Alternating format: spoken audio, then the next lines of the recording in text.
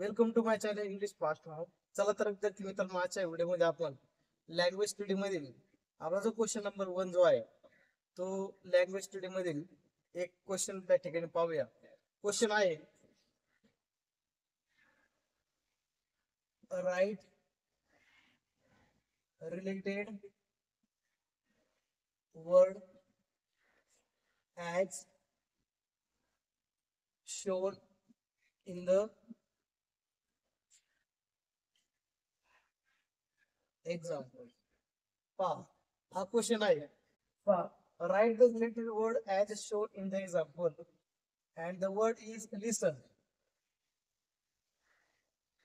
लिसन word आहे आणि एक वर्ड त्याने आपल्याला दिलेला आहे, तो आहे केअरफुली. आता याच्याशी रिलेटेड आपल्याला काही वर्ड या डायग्राम या ठिकाणी लिहायचे आहे.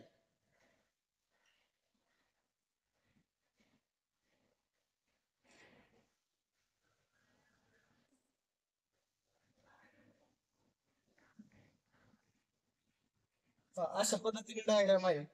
लिसन हा जो वर्ड आहे तो आहे वर्ब आणि हा जो त्यांनी आपल्याला दाखवलेला आहे हा आहे ऍडवर्ब.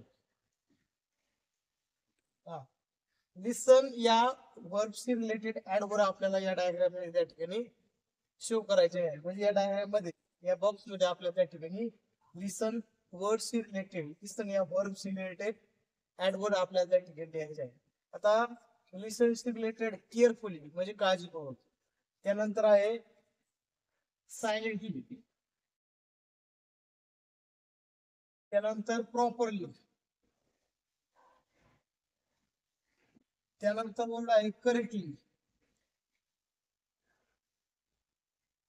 त्यानंतर आहे क्विकली, स्लोली. पहा, आता या डायग्राम मध्ये आपण त्या ठिकाणी ते वर्ड लिहिले, परंतु हा जो सेंटर वर्ड आहे तो आहे वर्ब आणि त्याच्याशी रिलेटेड आपल्याला हा वर्ड त्याने दिलेला होता बॉक्स मध्ये, तो होता ऍडवर्ब. म्हणजे लिसन या वर्बशी रिलेटेड आपल्याला काय लिहायचे होते, ऍडवर्ब.